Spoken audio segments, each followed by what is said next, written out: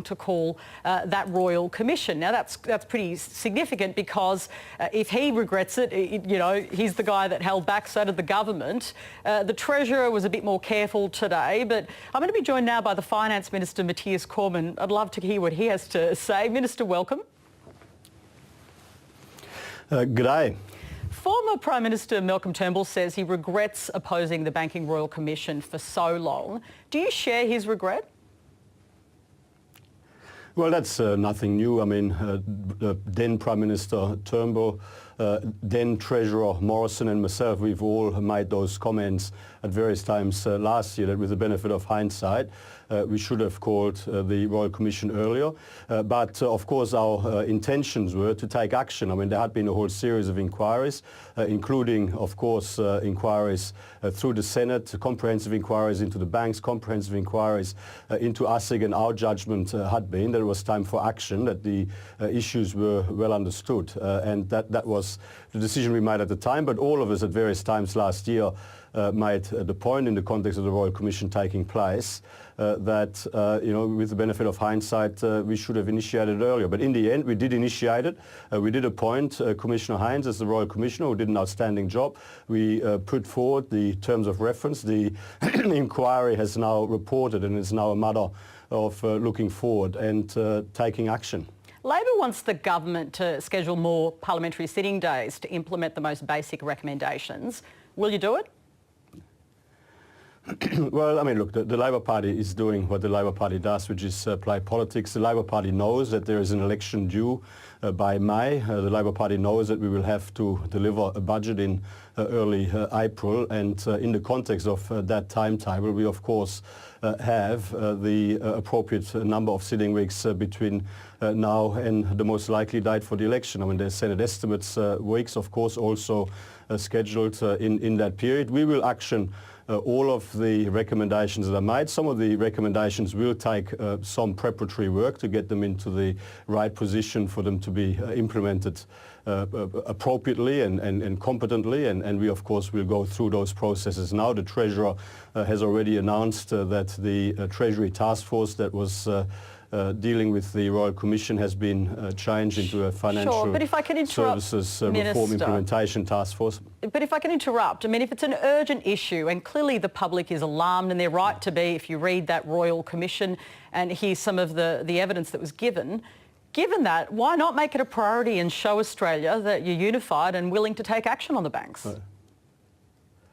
Well, we have made it a priority and we have taken action. We've implemented the Banking Executive Accountability Regime, which was, of course, supported by the Royal Commission, and indeed the Royal Commission asked for it to be expanded. We have made immediate announcements in relation to compensation arrangements for victims, giving additional power and resources, of course, to the relevant Australian Financial Claims Authority to deal with claims that have previously been settled by their predecessor organisations 10 years back. About 300 or so victims across Australia who will get compensation as is appropriate, and a whole range of other decisions have already been announced by the Treasurer. Some reforms will take some further processes in order to ensure we get them right. The Labor Party, of course, knows this. I mean, they're just now, you know, opportunistically seeking to grab an angle to give them a headline. Well, National Australia Bank Chief Andrew Thorburn and Chairman Ken Henry are standing firm today on fixing the bank's failings. They, of course, received scathing criticism in the Hayne Royal Commission. Are you confident they've made the right changes? Do you stand by them? Well, look, I mean, it's not my judgment to make as to who the chairman and the CEO of the National Australia Bank is, or indeed the chairman or CEO of any business across Australia. That is, in the first instance, a matter for them as individuals, for their boards and their shareholders. Should they consider their positions? You know, obviously, well, I'm not a commentator on business positions. What I would say is, I mean, these are entirely matters, you know, for the board and the shareholders and indeed the individuals themselves of these institutions to consider in light of the you know, findings that have been made. But you saw Ken Henry in the way that he behaved in that Royal Commission. Do you think that was acceptable? Well, again, I mean, I don't think it is appropriate for the finance minister to provide a running commentary on, obviously the conduct of individuals. I mean, Ken Henry was a previous Treasury Secretary, including a Treasury Secretary under, the past Labor administration. I mean, I'm not going to provide a running commentary on individuals. The findings of the Royal Commission are there for all to see. All of us, in our respective areas of responsibility, need to reflect now on those findings and respond to them appropriately. The government is doing that, and I expect that across the financial services industry as a whole, a lot of work is being done right now to ensure that what has happened won't ever happen again. I just want to reflect a bit on politics, if we can, before I let you go. Do you expect any other coalition MPs, Liberal MPs, to announce their retirement? Well, obviously I don't know, but what I can say is in the lead up to every election, members of Parliament on all sides, as is the case this time round, announce their intention to recontest or not to recontest, as the case may be. I mean, so you think there probably will be more? On the Labor side, Jacinta Collins, Kate Ellis. Well, I don't know is my truthful answer.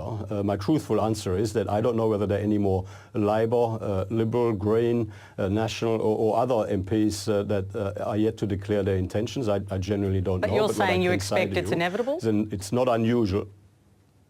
Well, this is the time. What I'm saying to you is in the lead up to every election at this point of the electoral cycle, individual members and senators announce their intentions about, for the next term in the lead up to this election, which is entirely appropriate. That has happened in the lead up to every election that I've been a part of. And in your own state of WA, given your party's low numbers of women, should a woman replace Michael Keenan?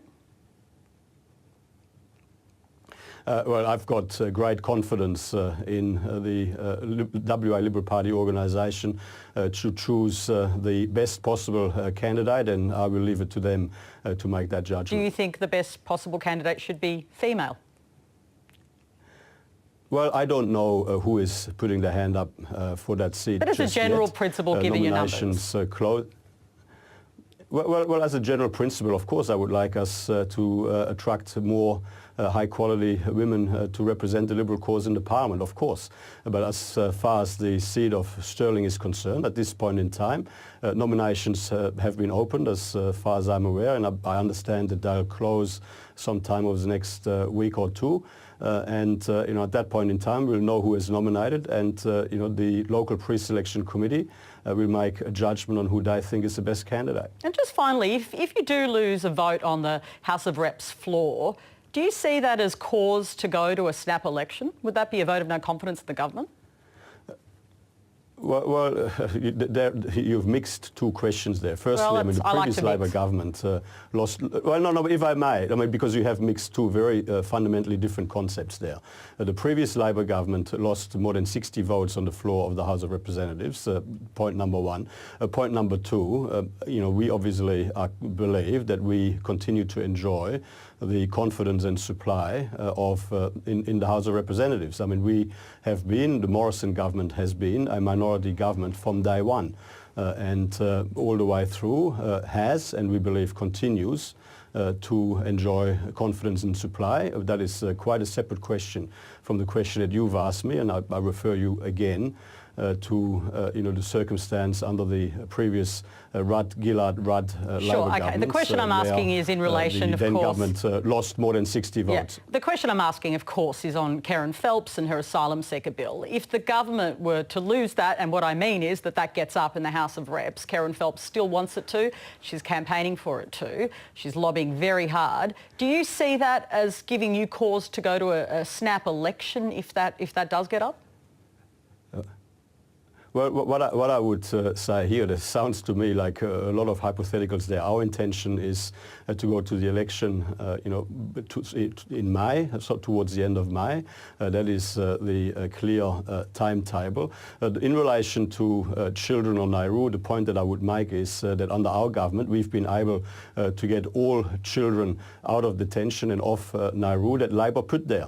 I mean, Libya's failed and chaotic disaster in losing control of our borders resulted in 50,000 illegal arrivals by boat on 800 odd boats. More than 1,000 people lost their lives and thousands of children were put in detention under Libya's failed border protection policies. And so what we've been able to do over the last 5.5 years is not only to stop the boats and fix Libya's mess at our borders, we've also been able to deal with the backlog of legacy cases by, as a priority now, being able to remove all children out of detention and from Nauru.